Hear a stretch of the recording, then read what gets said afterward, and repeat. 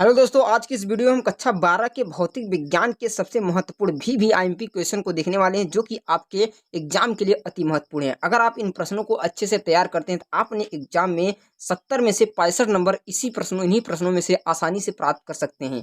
अब देखते हैं प्रश्न की ओर, जो कि आपका 7 फरवरी यानी कल आपका पेपर होगा। सबसे पहले एक कुलाम का नियम, आपका जो कुलाम का नियम है यह वेरी वेरी इंपॉर्टेंट है। कुलाम का नियम आपको याद करके जाना है।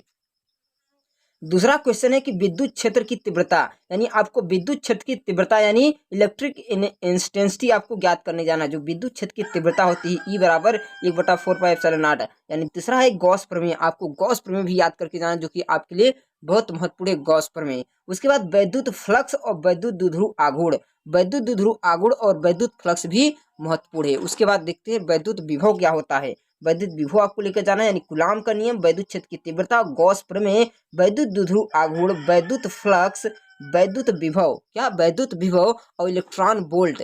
इलेक्ट्रॉन बोल्ट भी आपके लिए महत्वपूर्ण है। इलेक्ट्रॉन बोल्ट, विभव प्रवणता, कौन, विभव प्रवणता, विभव प्रवणता भी याद करके जाना है। संधारित्र की धारिता यानी कैपेसिटर की जो कैपेसिटी होती है उसको याद करके जाना है, और विशिष्ट प्रतिरोध भी याद करके जाना है, ये भी महत्वपूर्ण है। इन प्रश्नों को याद करके जाना है। विद्युत क्षेत्र की तीव्रता, गॉस प्रमेय, वैद्युत द्विध्रुव आघूर्ण, वैद्युत फ्लक्स, वैद्युत विभव, इलेक्ट्रॉन बोल्ट, विभव प्रवणता, संधारित्र की धारिता और विशिष्ट प्रतिरोध।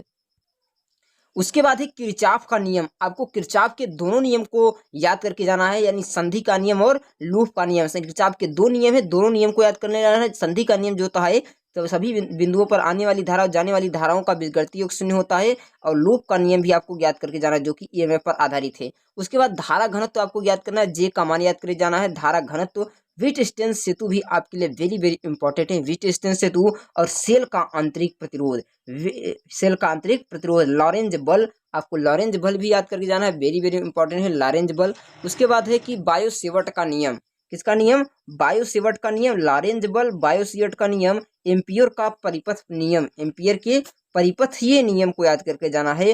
फैराडे के विद्युत चुंबकीय प्रेरण संबंधी नियम, फैराडे का विद्युत चुंबकीय प्रेरण संबंधी नियम भी बहुत महत्वपूर्ण है। उसके बाद आपके लिए भंवर धाराएं हैं, क्या है, भंवर धाराएं, स्वप्रेरण, भंवर धाराएं स्वप्रेरण, जो कि अन्योन प्रेरण, भंवर धाराएं स्वप्रेरण, अन्योन प्रेरण, आपको तीनों को वेरी वेरी इंपॉर्टेंट है। उसके बाद है विद्युत धारा के जनित डायनमो, यानी विद्युत धारा का जनित अथवा डायनमो, ये 10 के और 12 के लिए वेरी वेरी इंपॉर्टेंट, जो कि 10 के एग्जाम में इस साल आया हुआ था। जेनर डायोड, यानी विद्युत धारा और जनित डायनमो, डायनमो यानी विद्युत धारा तथा डायनमो को याद करके जाना है।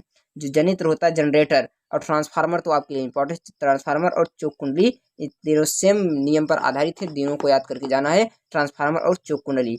वाटहीन धारा, वाटहीन धारा और मैक्सवेल का विद्युत चुंबकीय प्रेरण, चुंबकीय तरंग सिद्धांत, मैक्सवेल का कहा है कि वाटहीन धारा और मैक्सवेल का विद्युत चुंबकीय तरंग सिद्धांत भी बहुत महत्वपूर्ण है।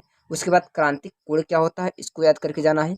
नेत्र की संवेदन क्षमता क्या होती है, इसको याद करना है। नेत्र की संवेदन क्षमता भी आपकी बहुत महत्वपूर्ण है। निकट और दूर दृष्टि से दोष से प्रकाशित, यानी निकट दृष्टि दोष और दूर दृष्टि दोष, प्रकाश का विवर्तन, प्रकाश का व्यतिकरण, प्रकाश का विवर्तन और प्रकाश के व्यतिकरण भी बहुत महत्वपूर्ण है।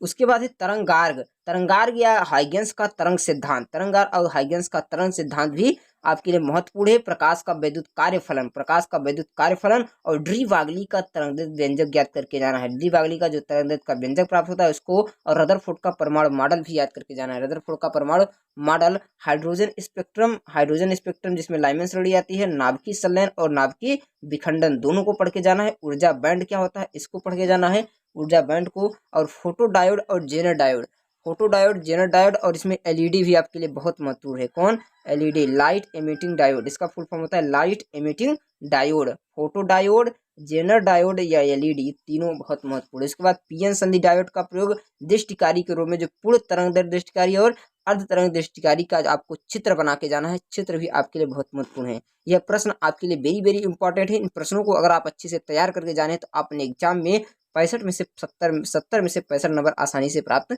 कर सकते हैं। अगर आपको यह वीडियो आज का अच्छा लगा हो तो वीडियो को लाइक और एक चैनल को सब्सक्राइब करना न भूलें।